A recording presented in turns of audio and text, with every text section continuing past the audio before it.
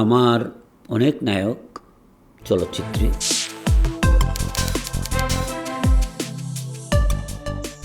গ্রামীণ পটভূমির যে ছবিগুলো হয় গ্রামের, তো ওইখানে নায়ক ফারুক সাহেব ছাড়া কাউকে মানায় না।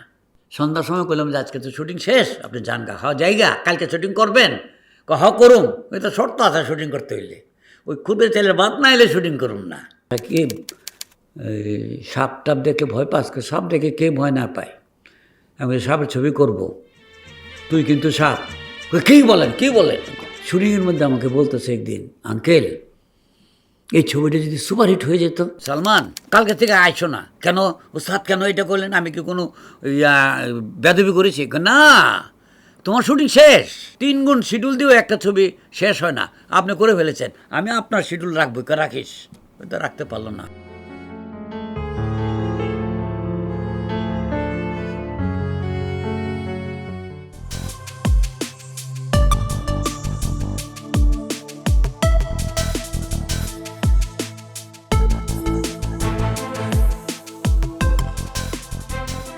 আসসালামু আলাইকুম, আমি চলচ্চিত্র পরিচালক, প্রযোজক, বীর মুক্তিযোদ্ধা দেলোয়ার জাহান ঝন্টু। আমি চলচ্চিত্র নিয়েই থাকি, আপনাদের কাছে কিছু চলচ্চিত্রের কথা বলবো গল্পের মতো। আমার অনেক নায়ক চলচ্চিত্রে।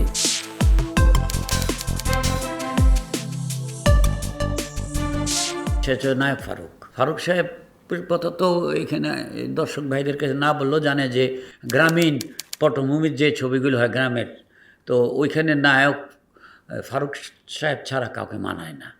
ফারুক সাহেবকে নিলে যেরকম ওই যে আতা ভাই বানিয়েছিল সুজন সখী, ওটার তো কাউন্টার ছবি হয় নাই, মানে এরকম।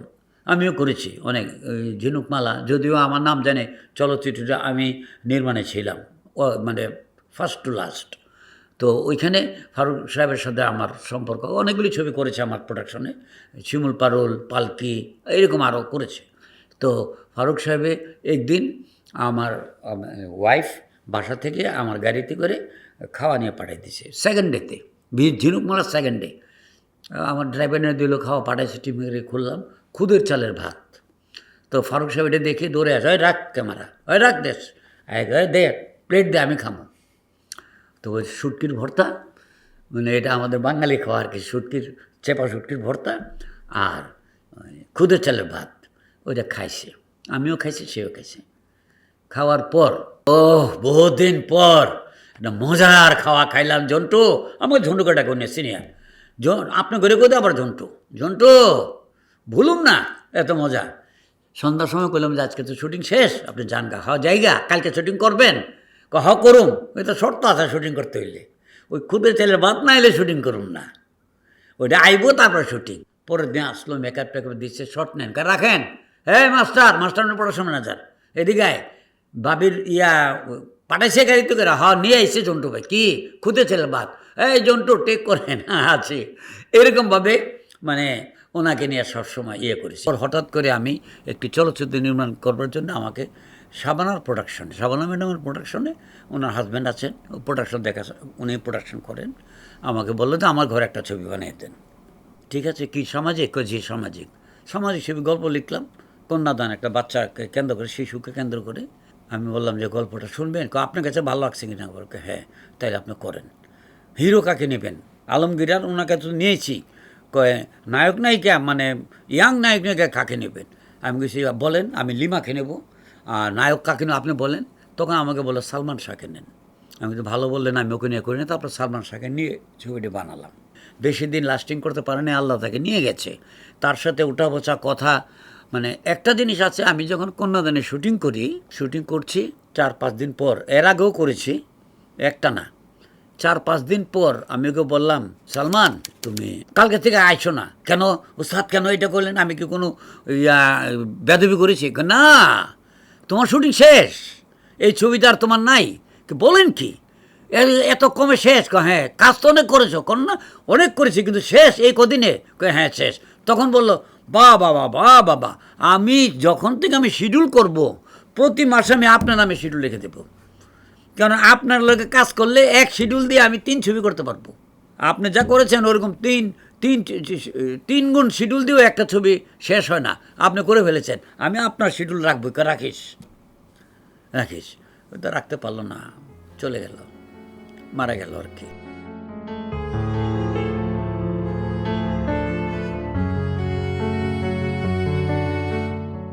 কিছু ছবি দিয়ে সে সমস্ত বাংলাদেশের মানুষের জয় করে ফেলেছিল, থাকলে না জানি কি হতো, অনেক কিছু হয়ে যেত। নেই, হলো না, আল্লাহ তার আত্মাকে শান্তিতে রাখুক ওপারে, এটি বলি। এটা হচ্ছে সালমান শাহ। এরপরে তো আর করতে পারলাম না ওকে নিয়ে, ওর তো সময় চলে গেল। এরপর আসলো বাপ্পাকে নিয়ে আমি অনেকগুলো ছবি ওকে নিয়ে করেছি। ছেলেটা মানে যতগুলো নায়ক আমি দেখেছি, মানে ওই রাজ্জাক ভাই, আলমগীর সাহেব, ফারুক সাহেব, এদেরকে বাদ দিয়ে তো বাপ্পা সবচেয়ে ভদ্র। সবাই ভদ্র, কিন্তু বাপ্পা এক নাম্বার। আমি রাজা ভাইকে বললাম যে রাজা ভাই একটা ছেলের মতো ছেলে বানাইছেন আপনি। কী করেছে? এত সুন্দর ভদ্রতা শিখালেন কী করে ওকে? শিখেছে, আমার ছেলে না, একটু আবার ইয়ে করলো আর কি, ওটা তো করবেই। যাই হোক আর কি, এই বাপ্পাকে নিয়ে অনেকগুলি ছবি করেছে, সে ভালো কাজ করে। সে আরেকটা চলচ্চিত্র, সেই ছবিটি হচ্ছে গিয়া বাপ্পা, লিমা, আলমগীর সাহেব আর শাবানা। তো ওই ঘরের প্রডিউসার আমাকে বলল যে জন্টু ভাই আমার একটা ছবি বানায় দেন, আলমগীর সাহেবকে নিবেনই আর শাবানা ম্যাডামকে নিবেন, একটা সুন্দর গল্প। এখন ওরা চাইতেছে আলমগীর শাবানার গল্প, সুন্দর গল্প তো লিখতে টাইম লাগে, কই পাই। যমুনা ফিল্ম কর্পোরেশনের মানে মালিক ছিলেন শহীদ কুরুরি সাহেব এবং ওনার বড় ভাই। তো ওরা আমাকে একটা গল্প লিখতে কইছিল, আমি গল্প লিখছি। যেদিন আমাকে বানাতে বললো তার 10 বছর আগের কথা, গল্প যে লিখলাম, লিখে ওরা আর এটা শুনেও নাই, নেয়ও নাই। ওই জানালার সাইডে একটা জায়গা আছে, ওখানে রেখে দিয়েছিলাম। তখন ওরা বললো যে আমাকে শাবানা আলমগীরকে নিয়ে একটা ছবি বানিয়ে দেন। তখন আমি বললাম ওই যে গল্প লিখছিলাম, গল্পটা ভালো, ওইটা নিয়ে আসি। ধুলা পড়ে গেছে, ঝেড়ে টেরে তারপর ওইটা যখন আমি পরে শুনলাম, দেখলাম যে এটা তো খুব ভালো ছবি হবে, সুপারহিট ছবি হবে। ওরা 10 বছর ফেলে রেখেছে এটা। তখন এইটাকে আমি ঠিক করে কারেকশন করে জজ ব্যারিস্টার নামে ছবিটা বানালাম। আরেকটা ঘটনা না বললেই নয়, আলমগীর সাহেবকে নিয়ে শুটিং করছিলাম মাটির কোলে চলচ্চিত্রে। সর্ষা খেতে প্রয়োজন সুচরিতার সঙ্গে গান গাবে, খুব সুন্দর একটা গান ছিল, তুমি কেমন মরদ বন্ধু বন্ধু পীড়িত জানলে না, এরকম গ্রামীণ ভাষা। তো সর্ষা ক্ষেত খুঁজে বের করলাম, শহীদ কুবরি সাহেব প্রযোজক। তো অনেক সর্ষা ক্ষেত মানে সমারোহ। তো সেখানে গেলাম, দূরে কয়েকটা বাড়ি দেখা যায়, কলা গাছ সামনে ওঠার দেখা যায়। তো আমি এখানে ক্যামেরাটা সুন্দর করে বসে একটা শট নিলাম। ওইখান থেকে দিকে একটা গালি আমার কানে আসলো। ওই যে দূরে বাসা দেখা যায়, গালিটা মানে খুবই খারাপ গালি, যেটা নাকি এখানে বলতে পারবো না। তো গালিটা দিয়েছ, তাকালাম। তখন কইতেছে এই তোরা এখানে কী করো, গালিটা দিয়া তোরা এখান থেকে যা, আমার সরষে ভাঙতেছ। চুপচাপ ধারে রয়েছে। আমরা তো কেউ গালাগালি করলে শুটিংয়ে গেলে আমরা কাউন্টার করি না কোনো দিনই, কারণ ঝগড়া করলে ওদের সাথে পারবো না, লাঠি সোটা নিয়ে আসবে। তারপর আমার শুটিংটা ওই দিনে আমার 50, 60, 70 হাজার টাকা খরচ, শুটিং হলেও হবে না হলেও হবে, খাওয়াতে হবে, যাইতে হবে, সবাইকে কমরা দিতে হবে, আমরা ওখানে ঝগড়া করি না। তো আমি আচ্ছা ভাই জান গাইন থেকে, আচ্ছা ভাই জায়গা দুটা খালি ছোট্ট সরষা খেতে ডাল নিচে হয়েছে, আর কিছু হয় নাই। তো আমি স্যার জায়গা, শহীদ কুন্ডু সাহেব আসতে আমার পিছিয়ে আসছে, প্রডিউসার কই আপনারা গালি দিচ্ছে? হ্যাঁ ওস্তাদ দেখেন না, এইরকম গালাগালি আমরা তো পারি, আমরা গালি দিলে তো মারবো, আমরা তো গালি দিতে পারি না। না গালি দেওয়ার দরকার নাই, চলেন জায়গা। না এখানে শুটিং করুন, এই সরষা খেতে শুটিং না করে আমি যাবো না। আপনারা তো পিটাইবো গেলে, আচ্ছা পিটালে পিটাবো, থাকেন এখানে। ক্যামেরাম্যানরা কয়েছে আপনারা থাকেন, আমরা যে আলমগীর সাহেবে কয় যে শহীদ ভাই এইভাবে মানে গালাগালি করতেছে, এইখানে যদি আপনি শুটিং করতে পারেন আমি আপনাকে পোষাই নেবো না, এই ছবির মানে মেজাজ খারাপ, এখানে শুটিং করতে পারলে আমার আর কিছু লাগবো না। গেছে যাই হাতটা তো ওখানে গেছে, কী কথা কইতেছে আর শোনায় বোঝা যায় না, দূরে কতক্ষণ পরে আসছে। আরে ওই জন্টু জি ওস্তাদ, খেতে নামেন, সব ভাঙেন, নাচেন, এই তোরা সব নাম, যতগুলো লোক আমরা যাই তোরা সব নাম, এখানে নাচ, সব ভাঙ গুঁড়ো কর। আমি এই দাঁড়াও, কেউ যাবে না। ভাঙেন। কেন ভাঙব? আমি গিয়ে জিজ্ঞেস করছি এই যে ক্ষেত বানাইছেন আপনার, এখানে শস্য হইলে বিক্রি করলে আপনার লাভ হবো কত? যে 8,000 টাকা লাভ হবো আমার, 3,000 টাকা খরচ হচ্ছে, 8,000 টাকা। আমি 16,000 টাকা দিয়ে কিনলাম। কোন কে? চেক বাড়ি করে দিয়ে লোক পাঠা দেন, চেক নিয়ে আসেন। বাস লোক নিয়ে নিচ্ছে, আমি 16,000 টাকা কিনছি, ভাঙেন। আমি বলছি না ওস্তাদ, ফসল ভাঙতে পারব না, আমরা শুটিং করি, যতটুকু ভাঙবো আমাদের জন্য। এই হলো আমার ওনার ডাইরেক্টরকে গালি দেওয়াতে উনি পুরা জমির ওই সরষা ক্ষেত পুরাটা কিনে ফেলেছে। এই হচ্ছে গিয়া মানে আলমগীর সাহেবের সুতুরি থেকে নিয়ে শুটিং করার একটা ঘটনা। ডেনি ভিলেনের অভিনয় করে দেখলাম হারকিউলিক্সের মতো ফিগার। ওকে বললাম, এই তুই আমার ছবিতে তোর আমি হিরো বানাবো, করবো। হিরো বানাইলে খেয়ে না করান। তারপর ওকে নিয়ে আমি 1, 2, 3, 4, 5টা করেছি। ছবিগুলি ভালো গেছে, খারাপ যায় নাই, ব্যবসা সফল ছবি হয়েছে। ওমর সানি, তো ওমর সানি তো একটা সরল লোক, আমরা সরল বলে আমরা ওকে মাঝে মাঝে বলে এই তুই বোকা, এটা বলতাম আর কি। খুব এমনি খুব ভালো ছেলে, চালাক ছেলে, শয়তানি করে বলতাম বোকা। তো ওকে নিয়ে আমি ছবি করি নাই, নতুন নতুন আসছে। আমি একটা রোমান্টিক ছবি করব, ছবিটির নাম রেখেছিলাম প্রেমগীত। তো ওইখানে লিমা, ওকেও অন্য কোনো ছবিতে নেই নাই। তো লিমা একটা নতুন মেয়ে, দেখতে সুন্দর, ও হাসিটা খুব সুন্দর আমার কাছে লাগতো, যে জন্য লিমাকে এনে ওমর সানিকে খুঁজে বের করে আমার অফিসে আনাইলাম।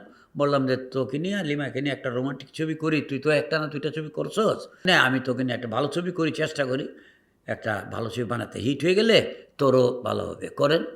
তারপর আমি প্রেমগীত ছবিটা করলাম, মুক্তি দিলাম। ছবি তো একেবারে সোনায় সোহাগা। তারপর ওমর সানিকে অনেকেই কাস্টিং শুরু করলো। তো আমি যখনই ডাকতাম সে সব কাজ ফেলে চলে আসতো। আমার অমুক দিন শিডিউল লাগবে, অমুক দিন শিডিউল তো অমুকের আজ, ঠিক আছে কোনো চিন্তা করেন না, ওনার কাছে চায় নিয়ে আসো। সে সবসময় আমাকে মানে শিডিউলে কোঅপারেশন করতো। এই হলো ওমর সানি। সাকিব হলে গিয়ে যে সাকিবের প্রথম তো কিছুই হয় নাই তখনও, ছবি আরম্ভ করেছে, ছবি করে তো ওর কোনো নাম হয় নাই তখন। তো আমি একটা ছবিতে নিলাম, ছবিটি বিশ্ববরণ আগে, একজন প্রযোজকের ছবি, আমার না, বন্ধন বাণী চিত্রের শফি সাহেব হচ্ছে প্রডিউসার। তো ওইখানে সাকিবকে বললাম, সাকিব সাপ টাপ দেখে ভয় পাস, সাপ দেখে কে ভয় না পায়, আমি সাপের ছবি করব, তুই কিন্তু সাপ। কী বলেন বলছে হ্যাঁ তুই সাপ না। তারপর সাপের ছবি করলাম, বিশ্ববরণ নাগিন। শুটিংয়ের মধ্যে আমাকে বলতেছে একদিন, আঙ্কেল এই ছবিটা যদি সুপারহিট হয়ে যেত তাহলে আমার জন্য অনেক লাভ হতো, আমি কিছু করে খেতে পারতাম, করে চলতে পারতাম চলচ্চিত্রে। আমি কিছু, আচ্ছা ঠিক আছে তুই বললি, আমি চেষ্টা করি, তুই সাথে থাক, যাইস না, মানে পট করে অনেকে তো চলে যায়, যে আজকে জায়গা যাইস না, তুই আমার সাথে থাক। ডাইরেক্টরের সাথে আর্টিস্টের সবসময় থাকলে ডাইরেক্টর খুব ভালো চিন্তা ভাবনা করে বানাতে পারে, সুন্দর সুন্দর কাজ করা যায়। আমি আছি যতদিন শুটিং শেষ না হবে। সে ছিল, শুটিং করেছি, ছবিটি মুক্তি পেল, সুপার ডুপার হিট হয়েছে। তারপর আবার একটা ছবি থেকে কাস্ট করলাম আমার নিজের প্রোডাকশনের, ছবিটির নাম বাপ বেটির যুদ্ধ। ওখানে পপিকে নিলাম ওর সঙ্গে, আর পপির ফাদার নিলাম আলমগীর সাহেবকে, আর আর ওর ফাদার নিলাম রাজ্জাক ভাইকে। যদিও ওই ঘটনার মধ্যে এর বাপ ওর বাপ উল্টা, জানে না কেউ, যাই হোক এটা গল্পের। তো ওইটাতে ছবি করলাম বাপ বেটির যুদ্ধ। ওইটাও মানে সাংঘাতিক ব্যবসায়িকভাবে সাফল্য অর্জন করেছিল। তারপর থেকে সাকিবকে আর পিছন ফিরে তাকাতে হয় নাই। এখন বলি ফেরদৌসের কথা, একটা ভদ্র মার্জিত ছেলে, ওকে রাগ হইতে কখনো দেখি নাই, অত্যন্ত কোঅপারেটিভ। তো ওকে নিয়ে আমি 2টা ছবি করেছি। শেষ ছবিটা হচ্ছে গিয়া সুজন মাঝি, নিপুণের সাথে নিয়েছিলাম, একটা গ্রামের ছবি, মাঝির ক্যারেক্টার। তো ওকে নিয়ে আমি একবার চিন্তা করে গেছিলাম, ওকে নিয়ে শুটিং করেছি, মাঝির ক্যারেক্টার নৌকা চালাবে কীভাবে, মাঝির তো নৌকা চালাতে হবে, নৌকা চালিয়ে গান গাবে। তো আমি ফেরদৌস তোমাকে তো নিলাম, তো তোমাকে তো জিজ্ঞেসও করলাম না, নৌকা চালিয়ে গান আছে, সুজন মাঝির জীবনের নৌকা চলে গান আছে না, মানে বৈঠা মেরে মেরে তোমাকে নিয়ে নিলাম, এখানে আল্লাহ জানে কীভাবে নৌকা চালানো তোমার শট নেই। এরপর কয়ে যে আল্লাহ মালিক হয়ে যাব। এরপর যখন নৌকা নিয়ে দিলাম, দেখি মাঝিদের থেকে ভালো নৌকা চালায় সে, জাগায় ঘুরায় বৈঠা এত সুন্দর, ফারুক সাহেব এরকম পারত। তখন আমার কাছে আর কোনো ইয়ে লাগে না, আমি খুব খুশি হলাম। খুশি হয়ে ওকে 2 প্যাকেট বিরিয়ানি এনে দে। না ভাত খাবো, আপনার বিরিয়ানি খাবো না। যাই হোক, তো এইভাবে সুজন মাঝি ছবিটা ওকে নিয়ে করলাম। সে সব পুরো ছবিতেই সে ইয়ে করলো এবং খুব ইমোশনাল থাকে, মানে চরিত্রের প্রতি খুব মানে দরদ থাকে তার। ছবিতে সে অভিনয় ভালোই করেছে এবং ভালো মানুষ। পয়সাকড়ির জন্যে কোনো সময় ডিস্টার্ব করে না। অনেকেই আছে যে পয়সাটা দেন নাহলে কালকে আসুন না, এগুলি ওর ভিতরে নাই। এই হলে গিয়া ফেরদৌস। চলচ্চিত্রে ঘরানার বলতে একটা ব্যাপার আছে। অমুক ডাইরেক্টরের খেয়াল করে দেখবেন যে এই আর্টিস্টগুলিকে নিয়ে সে কাজ করে, অলওয়েজ দেখবেন যে এই আর্টিস্টগুলিকে ঘুরিয়ে ফিরে এদেরকে নেয়। আবার আমারও একটা ঘরানা আছে, সেখানে ছিল অ্যাকশন ছবির জন্য জসিম, আর সামাজিক ছবির জন্য আলমগীর সাহেব, এবং আলমগীর সাহেব আবার অ্যাকশন ছবির জন্য ফার্স্ট ক্লাস। আমি অমর করেছিলাম, মানে বাংলাদেশের one of the best hit movie হয়ে গিয়েছিল অমর, অ্যাকশন ছবি, শাবানা ছিল। তো আমার ঘরানাতে ওই আলমগীর ছিল। গ্রামের ছবি করলে ফারুক ভাই থাকবে, অন্য কেউ থাকবে না। আর কান্নাকাটির রোল মেয়েদের থাকলে শাবানা থাকবে। তো প্রত্যেকের মান্না আমার ঘরানার ছিল। তো এইভাবে মানে আমি ওইখানে রাজ্জাক ভাই এর জায়গাতে ছিল আমার আলমগীর সাহেব। তো আলমগীর সাহেব আমার ঘরানার। তো আমি আলমগীর সাহেবকে নিয়ে কাজ করে, যখন আমি আলমগীর সাহেব বাদ দিয়ে আরেকখানে যাবো কেমনে, এটা যখন চেহারা সামনে পড়বো তখন আমার কাছে খারাপ লাগবে। ওরা কিছু বলবে না, ওরা নেই যদি কিছু কয়ে ফেলায় ফুটে যাও, কিনারতে চলে যাও যেমন ওর সামনে, এরকম। মানে আমার এইখানে ফিল্ম ইন্ডাস্ট্রিতে প্রত্যেকের গ্রুপ আছে আর কি, ঘরানা আমাদের গ্রুপ আর কি। এই গ্রুপের বাইরে সহজে যাওয়া যায় না। আবার কিছু কিছু চরিত্রের জন্য এই জাম করে যাওয়া যায় আর কি। চরিত্রটা যদি মানে আমার গ্রুপের ওকে কাউকে মানায় না, অমুককে মানায়, তখন যাওয়া যায় আর কি। তো এই জন্য রাজ্জাক ভাইয়ের জায়গাতে আমাদের ওই জায়গাটা ফিল আপ হয়ে যেত ফারুক এবং ইয়েকে দিয়ে, আলমগীর সাহেবকে দিয়ে। চলল না, উনিও আমার ঘরানা ছিল। এই জন্য রাজ্জাক ভাইকে না, কিন্তু রাজ্জাক ভাই আমার খুব প্রিয় আর্টিস্ট। দুইজন বড় শিল্পীকে নিয়ে আমার কাজ হয় নাই, কাজ করার সুযোগ হয় না। একটা হচ্ছে গিয়া পপুলার শিল্পী আর কি, জাহর ইকবাল, ওকে নিয়ে আমার কোনো কাজ হয় নাই। আর নায়িকাদের মধ্যে দিথি, একে নিয়েও আমি কোনো কাজ করতে পারি না। ওই যে আমার ঘরের শিল্পী আছে,